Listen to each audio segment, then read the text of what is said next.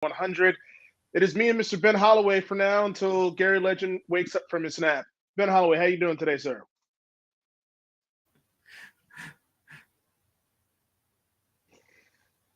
I'm doing good. How about you, sir?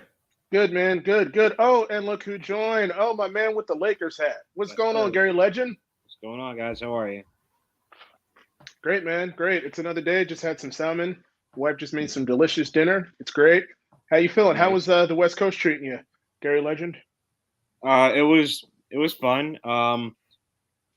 Can't say exactly what's going on still. I just realized that you're live, so I can't say what's going on currently. But something dope's coming. So just everybody stay tuned. Something dope's coming. Okay. All right. Well, we're still friends, so hopefully we can. When it happens, I will gladly speak to the masses about what is going on. But okay. In the meantime, as you're doing your introduction, I will text both of you what's exactly happening. Okay, and we'll keep it. Gary, I do care. You know that, right? I care about your well-being. You know that. I know. Right? And I also love giving you a hard time. It's great. But anyway, we got some NCAA basketball to discuss. We got the NCAA men's and women's NCAA tournament. We have the Masters coming up. So much fun. I know, Gary, you're looking forward to talking about that. The women's NCAA tournament was something that I was very interested in. This was probably one of the more exciting ladies tournaments probably of all time. And so I'm definitely looking forward to discussing this. And we're going to be discussing a little bit about these Lakers, of course, and we got to throw in a little bit of the colossal failure that is the Mavericks. But let's first start it off, Ben, about this women's tournament. We could dissect so many things. And I think first off, I have to tip my hat to Dawn Staley and what she's done these last 3 years, making it to 3 straight Final Fours, having a 36-1 record, 1 national title, 1 missed shot away from having 2 titles against Stanford back in 2021. So let's just throw out some credit and let's just say, where do we say this 3-year run is for South Carolina in the pantheon of all of sports, but maybe women's college basketball in general? Well, I would say, that, it's been quite the hold on a second. Sorry. Gary, go for a second. I mean, when you look at South Carolina's run, you have to give them credit because in the era of the UConns and the Tennessees and the Notre Dames and these dynasty franchises that have been, kind of hogging the spotlight in women's college basketball for the better part of the last 30 years, South Carolina kind of helped break that mold. We saw last night or Sunday afternoon that LSU wants to enter that chat too. Now, obviously, they have Kim Mulkey, so that certainly helps matters. But, yeah, we have these teams that I'm not going to say upsets the apple cart because, they belonged. It wasn't like they're just this fly-by-night team that doesn't belong. They just all of a sudden just popped up. Between the coaching and the talent that they've had there, it's worth, mention. They belong. Yeah, thank you. But at the same time, like I said, they're kind of the party crasher. They're kind of leading this next wave of who's going to be really the new blue bloods in women's college basketball and really college sports in general. Ben? Yeah, I was just going to say, it's been quite the run, and actually sort of was going to bring up, part of the popularity that the women's game is growing is due to Dawn Staley, but it's also due to Caitlin Clark and Angel Reese. And I think that, it's one of those things that, there have been amazing women's basketball players before. We're going to get to UConn, but 2 UConn players stick out. Maya Moore, Diana Taurasi. There has been those superstars, but it hasn't been like this. It is gaining popularity, and rightfully so. And I want to speak to not the whole race thing because I don't want to go there, but the Caitlin Clark, Angel Reese. Can we just let women show emotion and trash talk? They're playing sports. They're excited. I think people are like they're not used to women showing emotion or they're not comfortable with it. It's like they're Yeah. talk to. They should express themselves. They should trash talk. And that is, by the way, part of the reason it's becoming more popular is because of the names and the fact that there is this little rivalries or back and forth or trash talk. I just wanted to say that I feel like more than the race thing is people are uncomfortable with women like trash talking. They're just used to women just But playing the game and just standing there. yeah, So but I'm gonna say, and and I'm not trying to get controversial here, but let's just call it what it is, though. Caitlin Clark did that, did this, and everyone mhm, was applauding it. Okay, when Angel Reese mhm. did it, everyone had an issue with it, talking about it's Oh, unsportsmanlike. oh yeah. It is a double standard, and I know that we try to avoid, trying to get political or trying to talk about race, but yes, race is involved in this. It just is, and I'm not in a position to sit here and act like it's not, because if Caitlin Clark did that during the national championship game and won, they would be celebrating her as if she's like the next thing since Mhm. sliced bread, Yeah. and we know Yeah. that's a double standard. And let's just call it what it is Absolutely. the I fact wasn't that I I wasn't get what you're minimizing saying. it at all. I was Yeah, just focusing on but you're absolutely right. There's a double yeah, standard and there is a yeah, race factor. I just yeah. went The another whole direction. But you're situation. definitely right. The whole situation is the female version of Larry Bird in the late '80s. Let's call it what it is. Where yes, it a race thing, but Larry Bird was one of the all-time great shit talkers in the history of sports, Mhm. and he was lauded for that. Oh, he's a great trash talker. He's so competitive. Meanwhile, you have players that trash talk all the time. Oh, they're thugs, and oh, they don't have any class. Let the game be the game. Mhm. I had no problem. I'm a big believer of keeping that same energy. So if Caitlin Clark can do the Tony Ayo, it's not the John Cena, it's the Tony Ayo. If she can do the Tony Ayo and do the whole point of the ring finger and all that, and trying and downplay, playing off the ball, playing off defense on somebody that she doesn't trust, you got to keep that same Yeah, energy. You got to understand, like, yeah, and true. frankly, and to her credit, Caitlin Clark has come out and said there's no reason for LSU for what's her name to be vilified or Angel Reese, Baltimore product, Angel by Reese. the I way. don't know why I slipped my mind, but why Angel Reese should not be vilified, and that hey, this is a part of the game. This is good for sports. This is good Mhm. for college sports. We Yeah, need rivalries again.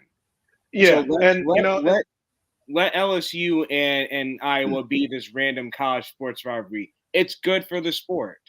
yeah, and no doubt. And let's get to this national championship game. Let's spend 1 to 2 minutes because we got the men's tournament here. We could talk about this. There's definitely, but I first got to give a shout out to Angel Reese. She's a Baltimore product from my hometown. Played at St. Francis, straight baller. Played at Maryland, and also her cousin. I think Jordan Hawkins or a dude from UConn. Their cousins also from Maryland. Also won a national championship for UConn. Also another Maryland product. So Maryland's definitely represented. But anyway, let's get to this national championship game here because the one thing that I was that I really liked was just the depth of LSU, Gary. The fact that Angel Reese went out with 2 fouls, barely played the second quarter, and then their bench just straight up just shot the ball lights out. No, that's you nailed it right on the head. Like when you have that kind of depth and that kind of shooting across the board, it makes these things easier. Like all you had to do was neutralize Caitlin Clark to an extent, or let her go off because you know that nobody else is going to score at that level or to that extent. You know, they were. You could tell LSU was willing to let her have her 40 piece, let her have her triple double, whatever the case is. She was not going to be the sole reason why they were going to lose, and that's what you saw. And frankly, LSU was the better team. Kayla Clark's was the better player overall in the tournament, but LSU had the better team, the better coaching, because in college that is where it matters the absolute most. Like LSU was better prepared. Iowa really was going to let Caitlin Clark drag them to a national championship. And as you've seen in college sports, one player can't do it all by themselves. Ben? Yeah, I mean, you guys pretty much did a great job with the women's game. I'll just give one more shout out to Angel Reese. 34 double doubles, NCAA Division I record, women's or men's. So,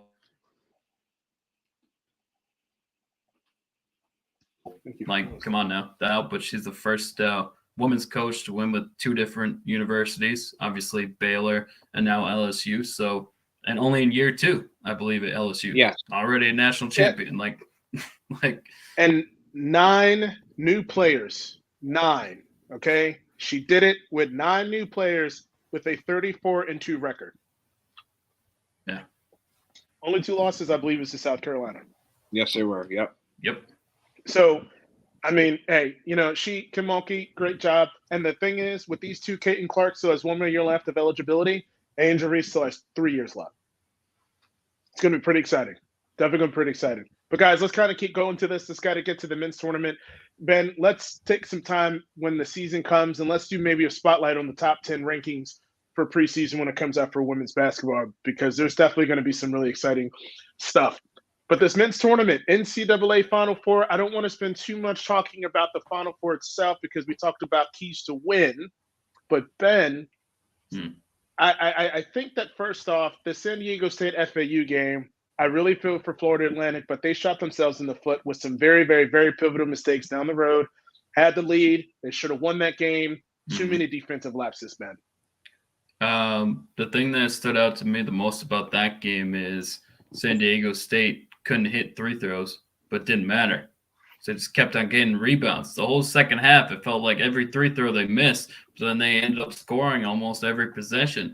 It's like watching it, it's like, can you get 1 rebound, FAU? Like, what? It just was. And sure, they probably, they had some turnovers and stuff like that. But I think that one of the biggest reasons they lost is all of those offensive rebounds they gave up. San Diego State was doing you a favor in missing 3 throws. And then they were getting their own rebounds. And I'm sure they didn't score on every possession, but they got a lot of points off second chance. And that really turned the game on its head. Especially because, for the most part, definitely the clock is stopped on 3 throws. But then even after you get a rebound, most of the time you're scoring within 10 to 15 seconds. So they're getting points quick. So Florida Atlantic, hell of a run, 35 wins, fantastic run. And I think that I was reading today, most of their starters, most of their guys will be back. So we're not going to sit here and predict another Final Four run, but they should definitely be really good next year as well. But yeah, I thought that they kind of, part of me wasn't that disappointed, because even though we got relatively blowout in the championship game, I think if it was FAU, UConn would have spanked them by like 20, 25. I kind of wanted the underdog, but I'm like, man, if they get there, I think UConn's just going to put a whooping on them. Yeah, and Gary, you know what I'm getting from FAU? I'm getting Butler vibes when they made it to back-to-back national title games. Mm-hmm. There's just something about this team. I feel like with the transfer portal the way it is, with the starting lineup coming, a complete starting lineup, they're only going to get better. But FAU has something really exciting. But just real quick, what are your thoughts on San Diego State FAU? And then we'll get to this other game, and then we'll get to the championship. No, Ben made all the valid points on that, and I would just simply say that it was a good game that, let's be honest, Florida Atlantic should have won because San Diego State kept letting them into the game. But, all things considered, they did what they had to do. And, Jeff, you're absolutely right.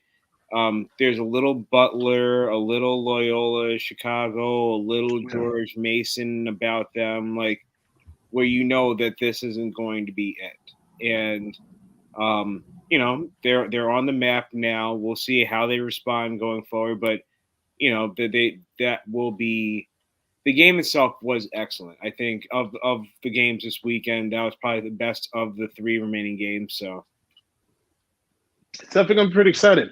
But but Ben, just high level, just before we get to this national championship game, because I really want to take a good 5-7 minutes talking about this one. But that other Final Four game with UConn and that other team who I won't name, Miami.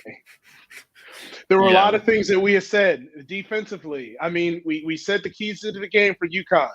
All they had to do was just continue to be themselves. What was that? In the paint, continue to make threes, lock down on defense, and they played a well-rounded overall game against a team in Miami that was 104th in defensive efficiency.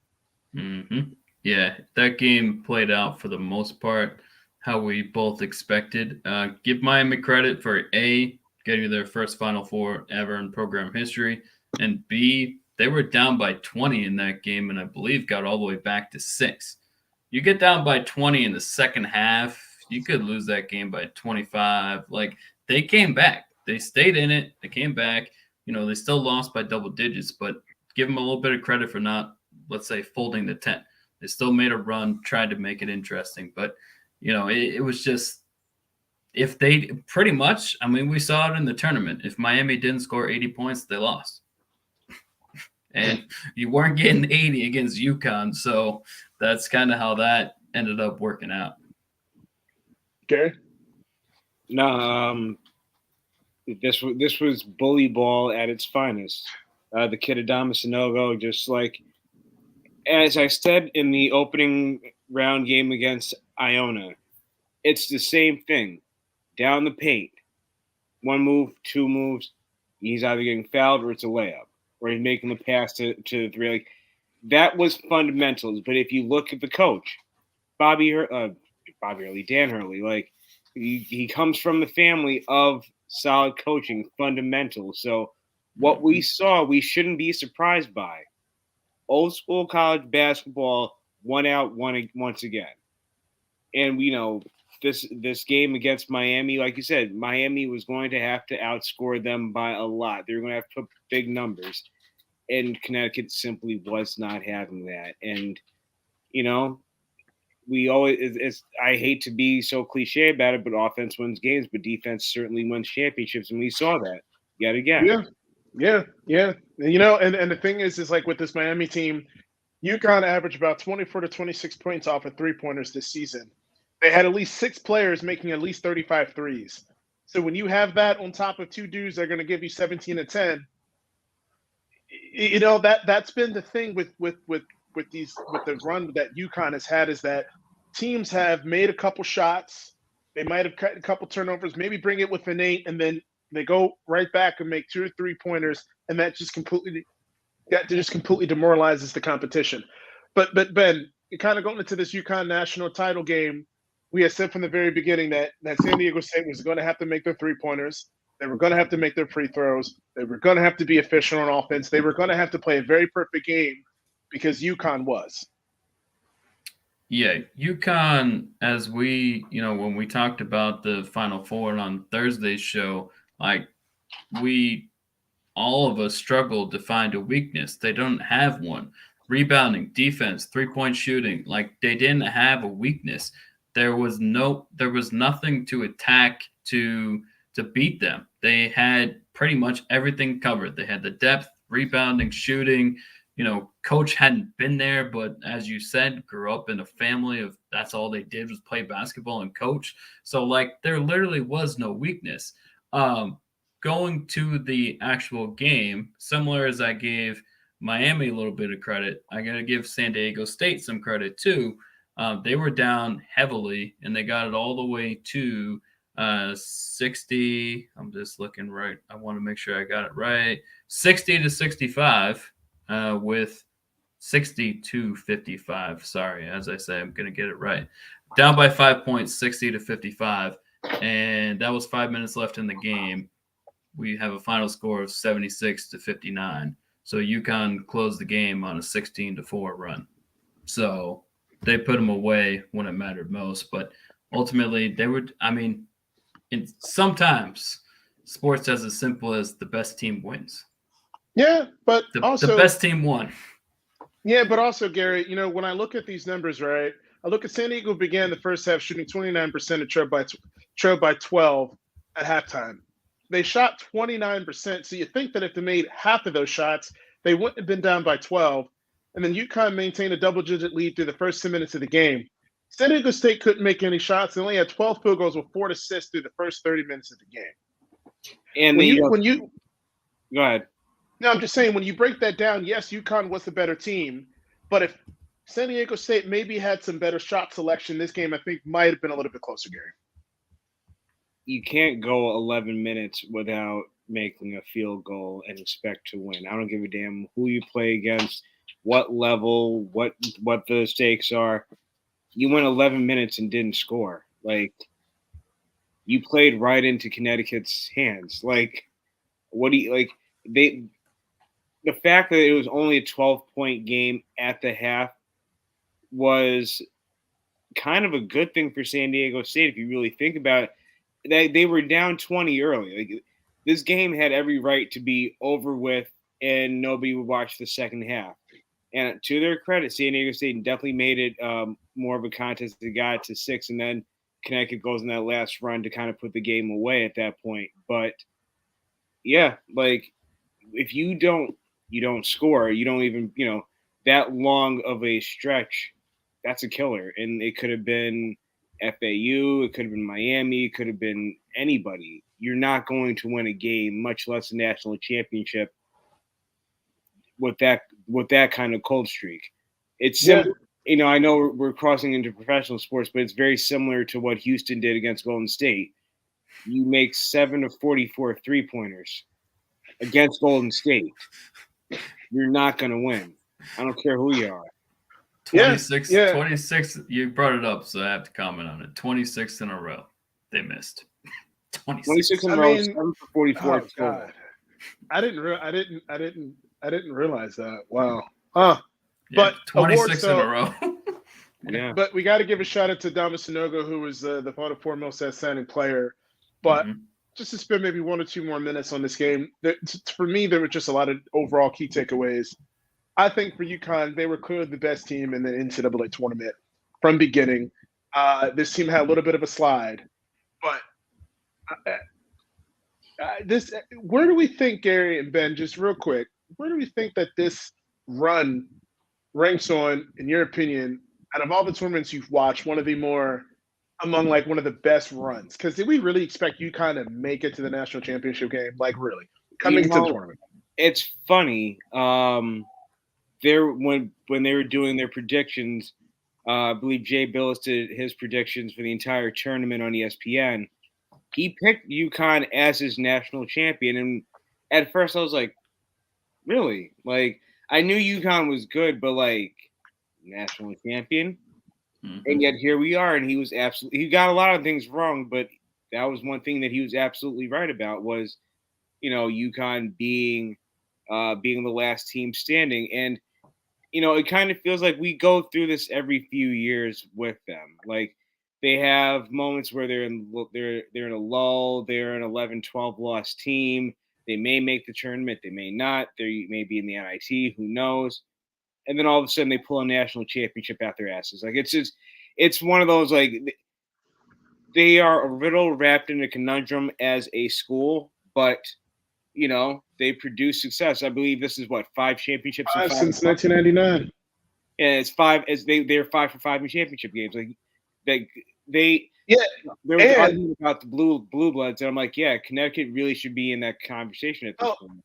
And Texas has been very good to them because 4 of their 5 national titles have been in Texas, right? And you look at it: 99, 2000, 99, 2004, 2011, 2014, 2023. That's not like large gap of time when you're talking about college basketball. I mean, a 24-year period and 5 national titles. Some great recruiting classes, some decent Final Four runs, a couple conference championships, a couple top 5 finishes. How can you not claim, Ben, that this team is not considered blue blood? Yes, it's in Storrs, cold Connecticut, but damn, we got to give Connecticut some of its due. Can't argue with facts. Can't argue with success. 5 championships in 25 years. And I want to say this also. They, as far as dominance tournament run by the numbers themselves, their point differential was the 5th over the 6 games, was the fifth largest of any team ever in the NCAA tournament. So that's pretty dominant run. And then they played 17 teams, not in the Big East. They won all 17 games, and they won all 17 by double digits. So if you talk about dominance, there you go. There's dominance for you. Oh, it, man. it really is one of the great runs that you'll see. And like, it wasn't like they were winning at the buzzer or 2-point winner. They were beating everybody up along the way. Like, they won every game by double figures. You know, they turned the national championship game from a blowout to a close game to a blowout, all within like a 20-minute stretch. Like, this was one of the best 6-game runs by any college team that you're going to see. And it really, it's been some time, but now the question is, how do they follow up? Because as you've seen, we've talked about it. They've won 5 titles in 25 years, but they don't go back to back, or there's a fall off the following year. Oh, and sidebar, another fun stat: 25 years, 5 championships, 3 different head coaches. Yep.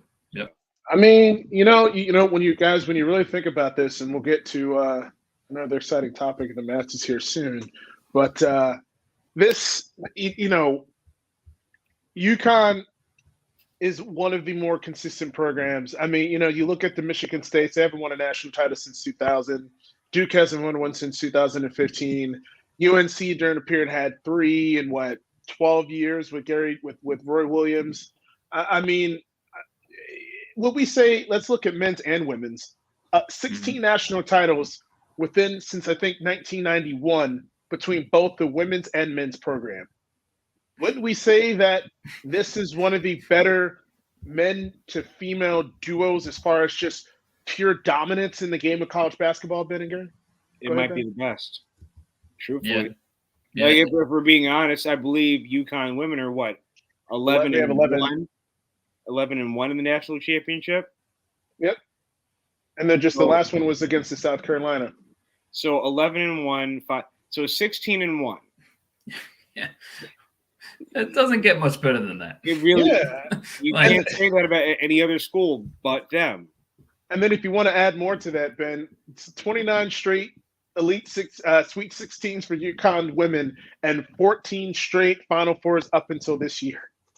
Yeah. And they had how many undefeated seasons? I think they had 4 undefeated seasons between 2001 and 2010, and then 4 straight national titles with Breanna Stewart. Yeah, I was going to say, I think that they won 110 games in a row. I think that was the record. 111. There we go. Gary's got me. There we go. They've had streaks of 70, 90, and 111. Like, what? Yeah, man, it's great. And, it really is. But, we can talk about this. We're going to get back to basketball, but we're just going to pivot here a little bit. And I just want to make sure that we are staying on task here. But we're going to talk just a little bit about these Masters here. And, Ben, can Scottie Scheffler be the first one to win back-to-back since Tiger Woods did it in 2000, 2001? Definitely can, but I am going to go – I don't know if we want to get to winners. Well, yeah, I'll just answer your question. We'll give our winners at the end, or just predictions. I mean, it's golf. We're all probably going to be wrong anyways. But as far as Scheffler goes, he's been on quite the run the last 2 years. I mean, so many tournaments won, number 1 in the world for a lot of that time. Like, he has been dominant. Not Tiger dominant, because guess what? There will never be Tiger dominant. No one is ever going to get to that level. I remember conversations like 10 years ago about how Rory is going to Tiger's majors. Yeah, what happened to that? Like, come on now. There is no Tiger. It's Tiger and Jack, and that's it. You're never going to see it again, as far as especially Tiger's dominance. So Scheffler has played unbelievable. The course sets up really well for his game, but I just, you said it. 2000, 2001. It's been a long time since repeat. So if I'm just going to answer it bluntly, I don't think he does. No. Gary, any thoughts? Yeah, not much on the golf. If it ain't Tiger, Don't care. No, no. Obviously, Tiger Woods would be the sentimental favorite, but I think Scheffler should be the odds-on favorite to win and to go back to back. It's been a long time, and somebody's due. And from what I've seen, this kid's pretty good. So I mean, you look at the tournaments that he's won. He's won some pretty good tournaments and some very tough golf courses. I mean, he won the Waste Management Phoenix Open twice since February of last year. He won the WCG Dell.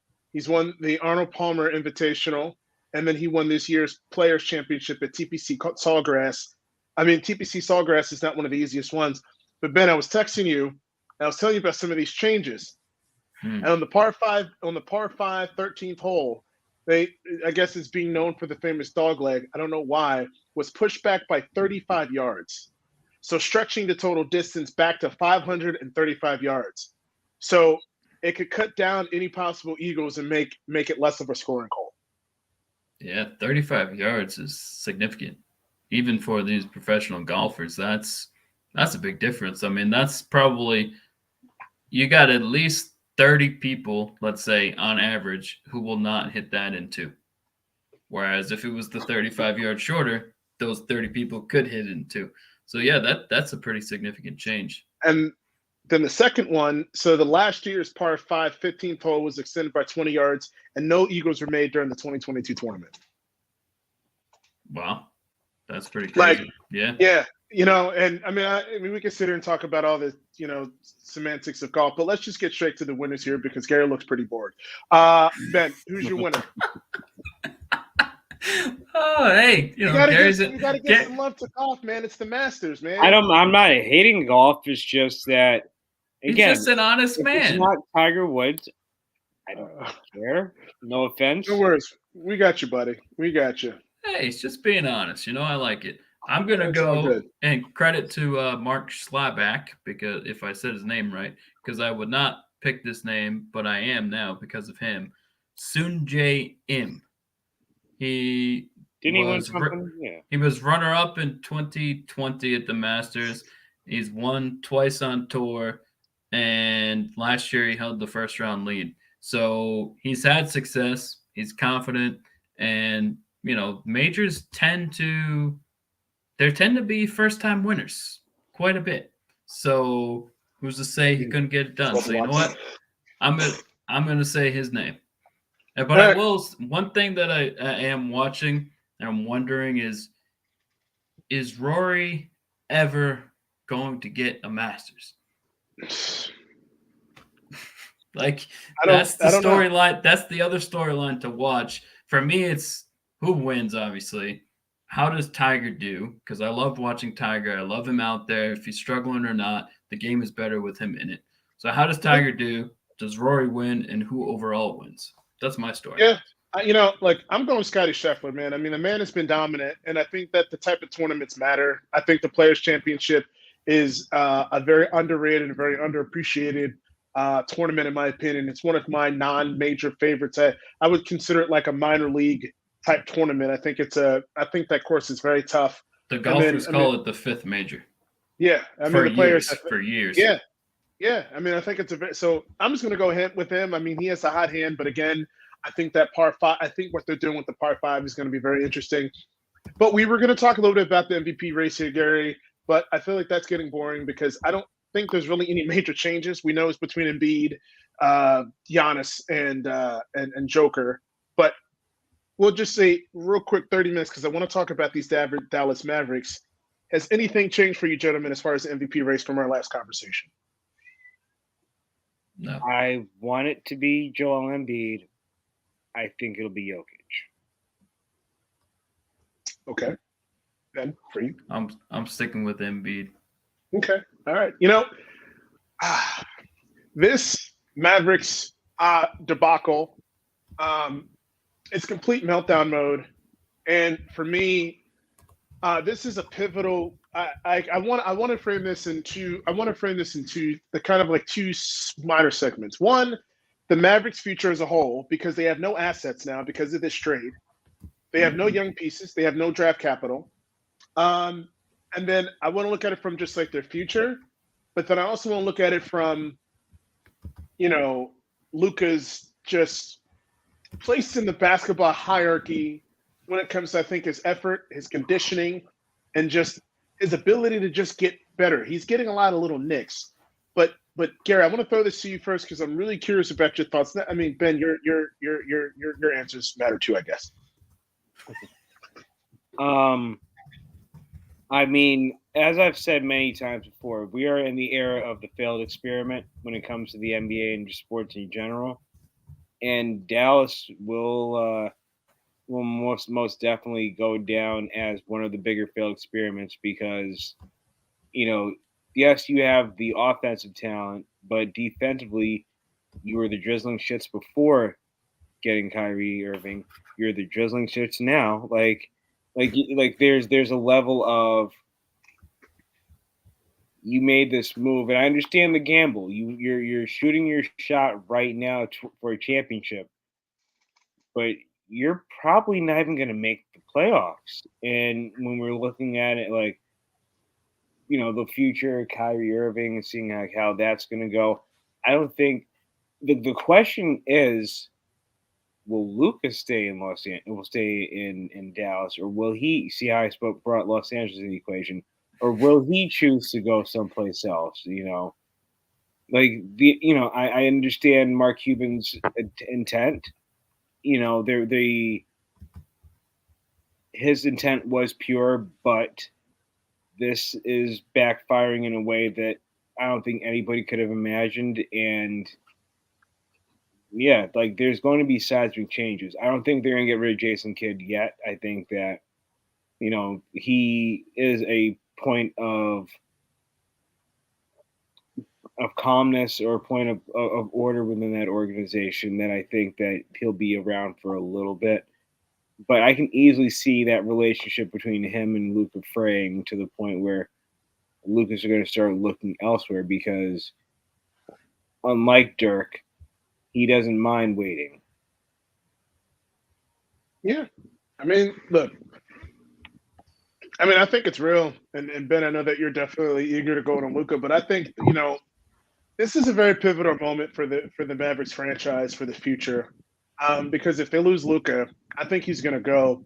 I could see them being at the bottom of the league for a very, very, very long time until they can recoup some draft capital. But yes, I think Luka's going to the Lakers. It's going to happen within the next 2 years. Luka and Lakers begin with an L. Just throwing it out there. Yep. It's going to happen. I love to see it. But Ben, take away the floor, sir. What is your gripe? Not taking away Gary's gripes, but what is Ben's gripe on Luka? So here's the thing: we watch the game, we understand the game, and then we can look at stats. And his numbers are phenomenal. He's number 2 in the league in scoring, but just the eye test, there's just something off, and it feels like I mean, we're not going to say he is depressed, but the way he looks it looks like he's depressed or at least frustrated. And his body language is just awful all the time. And if your best player is setting that example, that is not good. And maybe there's nothing going on off the court. And I'm not saying, he has mental health issues. So don't anyone really allude to that. But the eye test is he gets so frustrated and he can't keep in his frustration. And then he starts barking at the refs and not going back on defense. He will never be a good defender. But the fact that he doesn't try on defense so many times, if I was his teammate, I'd be like, bro, I don't care if you're a magician on the other end, you got to at least try on defense. Like Kyrie Irving is not a good defender, but he tries. He runs around. He tries his hardest on defense. Part of that is due to LeBron in a way, because he really started getting more focused on that end when he was with LeBron. But still, Luka just doesn't try. And that body language, it's just it brings the whole team down when your leader just looks always so annoyed, so frustrated, and he's your best player. It's just, I don't know, man. It's the eye test just says that, if that is your leader, you have to have some leadership skills. And where are they? No, I don't you're know. Ben. You're absolutely right on that. And he's gone on the record saying like that he's not playing with that same level of joy or happiness that he once did. And there's two schools of thought. School A is suck it up. You're getting paid millions of dollars to go play a sport that kids go play on the playground for free. On the flip side of that, you realize like that their success is directly tied to him. And if he's happy and he can be productive, then the sky's the limit. You saw them take out Phoenix last year in the playoffs and just embarrass them on Phoenix's own home court in game 7. That was peak fun having Luka. Like that was, in my opinion, like the joy that he is talking about. He's not having that fun this season. And no matter what they try to do to help him, it's just not working. And we keep alluding to it. I'm having a hard time seeing him in a Dallas Mavericks uniform long term. Yeah, I mean, like I think leadership is a very big thing, and I kind of when you said the Phil experiment, I look into I just look in the overall product of the NBA right now, and I look at the Western Conference, and I look at how much of a mess it is. And yes, Denver has been a number or has the best record, but I don't think that they're the most overwhelmingly best one seed that we've seen. And then I look at the East. I mean, it's been pretty much the top 3 teams, and then it's just kind of been like average with everybody else. I just want to ask, like, how are we liking when you also consider Golden State's 30 losses on the road?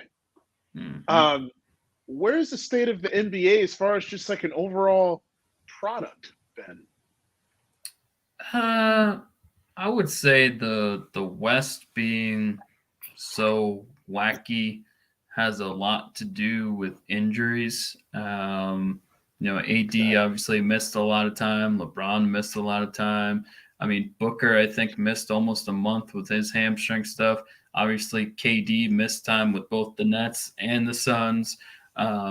Clippers right now without Paul George and Kawhi Leonard is always, are they playing?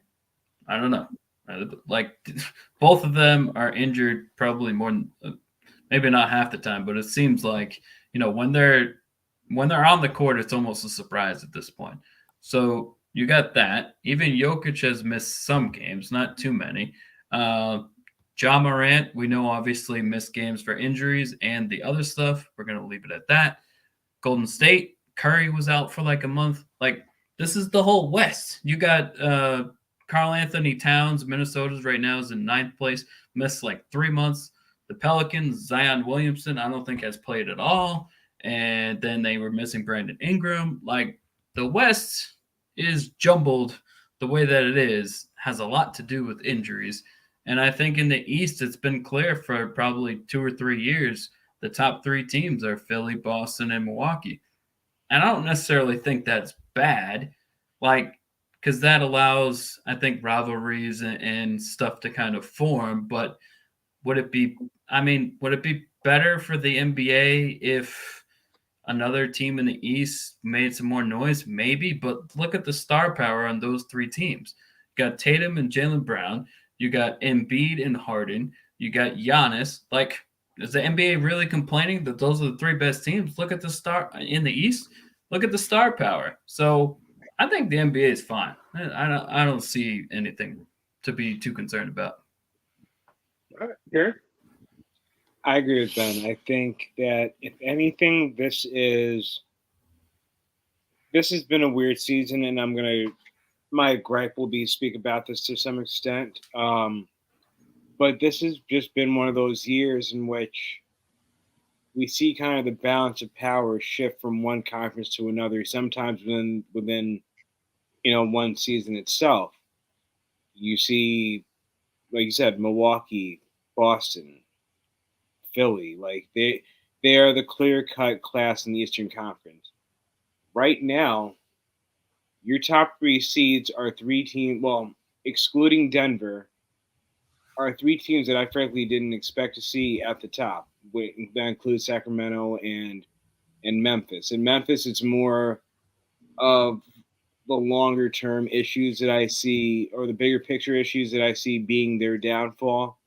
But yeah, there's no team in the West that you trust, and that includes the defending NBA champions. Like there's this weird, the parity is real in the West. Like that part I can say, like when 5 through 8, 5 through 9 are all separated by a game in the win column, not a game in the loss column, a game in the win column. Like this is going to make this week so much more, so much more fun, and try to see where the chips are going to lie. Like, the Lakers being a half game out of 6, but at the same time they're 2 games out of 11th, where Dallas is currently sitting. So there's a lot of, Yeah, the one matchup I'm really looking forward to seeing, if it is possible, Ben, is Golden State versus potentially Phoenix. Golden State versus. I know where you're about. Not even Phoenix. The Kings. No.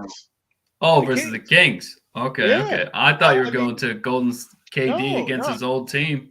Well, no, because because you look at how bad defensively the Kings are. The Kings are horrendous defensively. They just outscored horrendous. Yeah, I mean, Golden State can get hot. You got Andrew Wiggins coming back. I mean, what are your thoughts on that series, Ben? Just in the West, to further your guys' point, just in the Western Conference, they're the 3rd worst at defense in points per game, 118. And then going to the East, let me just count. Yeah, they're like the 5th worst defensive team by points per game. So good luck against Golden State if that's the matchup. I honestly, given all the road struggles for Golden State, I get it. But now there's talk, obviously, Wiggins is coming back. Will he be Wiggins of the finals last year? Probably not. But will he be pretty good? Yes. So I can't see if that's the matchup. I can't see it going the Kings' way. I think they'll win a game or 2, but I don't see it being 7 games. I mean, given the road struggles of the Warriors, maybe, but I just think that the Kings, you had an amazing season. You can build for the future. It's not your time. It's just not. Yeah, but if they do it right, though, Gary, I'm telling you, the sky could be every team. I've said this before. It was with the Lakers before, with Shaq and Kobe. When you look at, Golden State reminds me of. They remind me of the '94 Houston Rockets team that won the championship, and they were kind of sluggish. 95. And they still 95. I'm sorry, and they still got it done. I just think playoff basketball on the road is a lot different than playoff basketball during the regular season. I just think this team just doesn't care about seeding in the regular season. No, you're right. And I think this will be the first postseason where we truly see seeding kind of doesn't matter. I've already gone on the bold prediction that either Sacramento or Memphis, or perhaps both, are not going to make it out the first round of the playoffs. I can see both teams, especially if that matchup is Sacramento and Golden State. I'm sorry. I love Sacramento. It's been a hell of a year for them. I'm very happy to see them, out of the doldrums of the basement of the Western Conference and back into the playoff picture. But at that point, I'm going to be more willing to trust the defending champions to be able to go into Sacramento against an untested Kings team and kind of have their way with them almost. I mean, imagine the backlash if that's the matchup and the Warriors lost. You think you're getting criticized now? Yeah. just do that and see what the backlash is. And then, potentially if everything kind of plays out how it's currently seated right now, I know we're going to talk about the Lakers in a second, but if you're telling me LeBron, AD in a 7-game series versus Ja Morant, I'm going to take LeBron and AD in a 7-game series versus Ja Morant. I'm sorry. And can I just say that this Lakers team is better than their record? This roster is better than the record. The record was heavily reliant on the shitty. Oh, I'm sorry, my French. The crappy roster that they had before. Hence why they made all these trades. This team, I think, is roster-wise, when healthy, is one of the top 3 to 4 best rosters in the West, in my opinion. And I would not be surprised. And Ben, perfect transition. Let's talk about these Lakers. Just talk to me, man. I, I think that either if they are able to get to the 6th seed or if they have to go into the play-in, most likely they will get the 7. So most likely they're playing either the Kings or Memphis, and I definitely got them winning that series. Now, the next round, it matters a little bit because in a way, I almost feel like they would rather – hear me out. I think they would rather have to go through the Kings in Memphis in the first 2 rounds, and that would stand on the Kings winning the first round. So in order for them to play those 2 teams, and what I'm trying to say is if they can avoid Golden State or Phoenix until the Western Conference Finals, then that is their ideal scenario. I think if they can get through the first 2 rounds not playing Golden State and not playing Phoenix, they got a chance. I actually was kind of thinking about this before that, I think Phoenix, if they end up as the 4, which is almost a lock, they're going to beat Denver in round 2. That's just what it is. Like, Phoenix is loaded. And I was thinking, basically, like, I kind of, as far as the seedings, how they are right now, I would not be surprised if it's Phoenix versus the Lakers in the Western Conference Finals. I mean, if they got to play the Warriors, though, if they play the Warriors in the second round, that'll be a lot tougher. That's why I'm like, it's kind of like they would love to see Memphis and Sacramento the first two rounds, but if they got to go up against Golden State, I'm not quite sure I'd pick them to win that series. I mean, that's facts. I mean, Lakers are, man, just 2 seconds on Phoenix. I would not say Phoenix is loaded, but I would say that when you have Kevin Durant, it masks a slew of other issues. But if they're going to make a run, DeAndre Ayton has got to be that consistent dynamo in the post. And he has to be more aggressive if they really think they're going to win a championship. But that's all I'm going to say. But Gary, your thoughts on the Lakers? All things considered with them, the fact that they missed LeBron James for 27 games, and instead of the bottom falling out, they hovered around 500. They were 13-14. I think that was huge for them.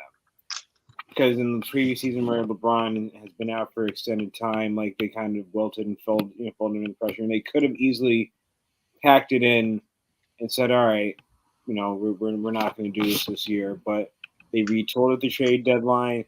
AD has played healthy. I'm knocking on wood because God help me, he's a tweak away from a bad foot or a bad back, and then we're back where we started. But at least, we find ourselves in the position to potentially make. I said, just a few minutes ago, there are 5 teams separated by a game in the win column from 6 to 11. I think you give me relatively healthy LeBron, relatively healthy AD, that bench, that supporting cast, and a weak top in the Western Conference. Like they have the tools to at least make it to the conference finals. I highly doubt that that's what will happen, but they have the roster to make that deep of a run. And I think their best case scenario would be to be the 7th seed and play a Memphis in the first round.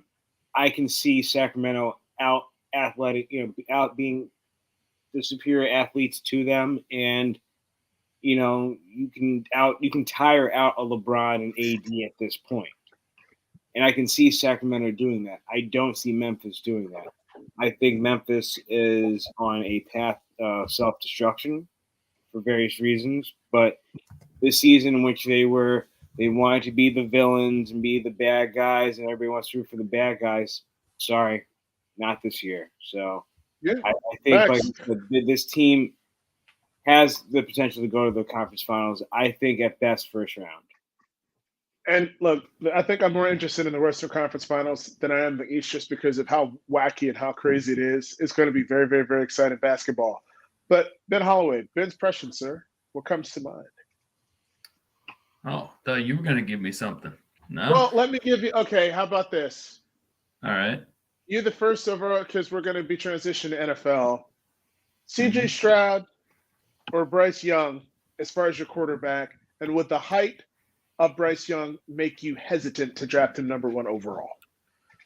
I would say the height would not. We've seen, Russell Wilson, Drew Brees, Kyler Murray, like those guys are, 2 Hall of Famers, most likely. One younger guy that has had a lot of success, and they're either 6 feet or under, all of them. So the height, I would say no. And something is telling me athleticism wise and as far as game tape, it kind of leans me towards Stroud, but at the same time, something is telling me that Young is going to end up having the better career. I Okay. just, it seems like he's kind of got that it factor where he's like biggest moments he comes up, and not to say CJ Stroud hasn't, but I think CJ Stroud is definitely who I think that's who the Panthers are going to pick because he is more athletic and he's taller and he probably has the higher ceiling. But I just something has told me for months that Bryce Young is just going to be a better NFL quarterback. It's just a gut Okay. feeling. All right. Anthony Richardson potentially being a top 10 draft pick, knowing that he's not ready to start right away. Yeah. Anthony Richardson is just, I don't know. Nothing against the man, and I hope I'm wrong. I dead hope I'm wrong because I wish that really all these athletes are successful, young athlete, whatever the case may be. But I just think that he's getting way too much hype and way too much love. And I honestly could see it working out like Jake Locker, who was like out in 4 years, he was out of the game. Like, I hope I'm wrong, but I tell you what, though. I don't see it, man. I just don't. They worship Jake Locker up here like he is like God. I tell you, they love some Jake Locker up here. All right. Sounds good, sir. Sounds good. We're going to keep it under an hour. Those were 2 thoughts that I had for Ben's impressions. But Gary, I want to get your gripes in because I think it's absolutely hilarious and how serious you look. But please give us your gripes, sir.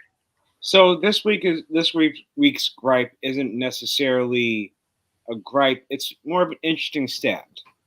Okay. Right now, the Milwaukee Bucks are 57-22. I say that because they represent the last team that has the potential to win 60 games in a season this year. If Milwaukee loses one more game, it'll be the first time since 2001 that no team in the NBA had succeeded in winning 60 games. And I feel like that is a streak that does not get the same respect because you look at some of the teams, I believe, I know the stat is something like 16 of the 30 teams in the NBA right now have at least 60 games in the season once in that time between since 2001. Except for the Nets are the only, I believe the Nets are one, Charlotte's one.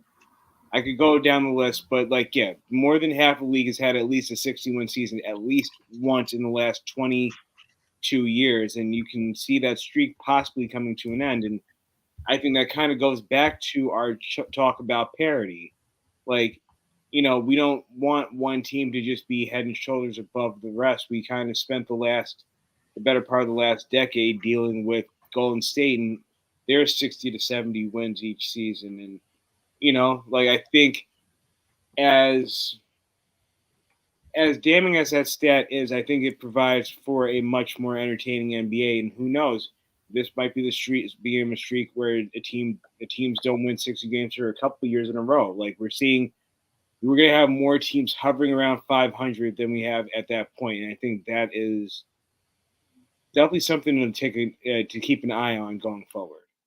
And and you know, and we're almost at the hour here, but pretty much. But I will say though, the NBA. Would you guys say that?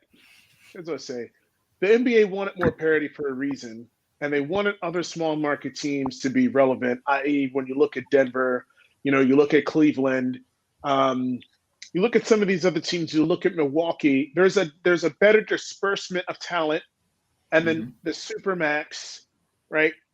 Being able to get more money with the team that originally drafted you versus not. Would you say that it's worked out pretty well so far when you consider that just that stat that Gary put out there, Ben? I mean, look at all the young stars we got. I know we talked about Luca and we talked about, the negatives about him, but everything that he's accomplished, you got, Embiid, although he's getting older, he's still on the other side of 30, I think, younger than 30. You got Giannis, you have Tatum and Jalen Brown, you got, Jokic, obviously, you got Devin Booker, Jamal Murray. Like, you got a lot of young talent. You got a lot of good names. I'm not worried about the NBA at all. You got plenty of talented guys.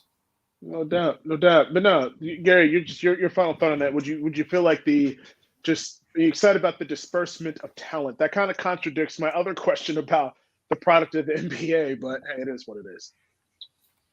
I think it's a double-edged sword. I think, you know, if you have a poor team in a smaller market, a big star isn't going to help matters. But at the same time, you look at who's at the top in each conference right now. Hmm. In the East, all right. Well, we can exclude the East because bigger cities, Philly, Milwaukee's not a bigger city, but they've had the rich history in basketball, so so they get added to the club, and then Boston is Boston.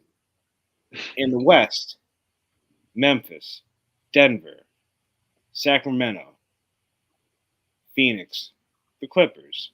Like, that's your top five seeds right there. Like, so it speaks to the smaller markets. It speaks to having homegrown talent, and really, they've done it more through the draft than free agency, and I think that's the difference. And I think for the smaller market teams, it's good for them to go that route. So I don't know. I think it's ultimately a good thing for the NBA when you have these matchups. It's kind of like when you simulate 2K all season long, and then you get a Denver Atlanta NBA Finals because what? Like that's just kind of how that happens. Like so like it's good to kind of see that come to life in real, in real life. Okay, facts, facts. Well, gentlemen, this was a great episode. Here's what I'm going to say, just to kind of wrap up. I'm going to give my own thought. The future of sports is very, very, very bright, gentlemen. When you look at the NFL, you look at the product of the NFL and all of these great young quarterbacks. When you look at Justin Herbert, when you look at Joe Burrow, you look at Pat Mahomes, you look at Lamar Jackson. I mean, so many great young quarterbacks. You look at the quarterbacks that are be coming in. You look at the NBA with the G League. You look at all the young talent in women's basketball.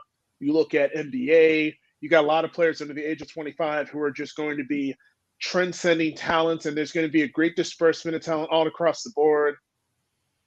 I mean, this is a really exciting time for sports, gentlemen. And I would say that I feel like we're old enough now to where we can remember sports for the last 20 years, 20, 25 years. And I can say that it's a very exciting time. And I'm really excited to be able to talk this with you guys, especially with the NFL draft coming up. We're getting to episode 100, where we're going to be talking about our NFL coming up, and hopefully my Broncos actually win more than 5 games. Um, but I think other you than just that, end on that. That's it. That's the last statement of the show right there. but Mm-hmm. we're gonna get there. But hey, to all my fans, to all not my fans, to all of our fans and supporters, we thank y'all for joining us. And pray for my Denver Broncos, y'all. All right, peace out.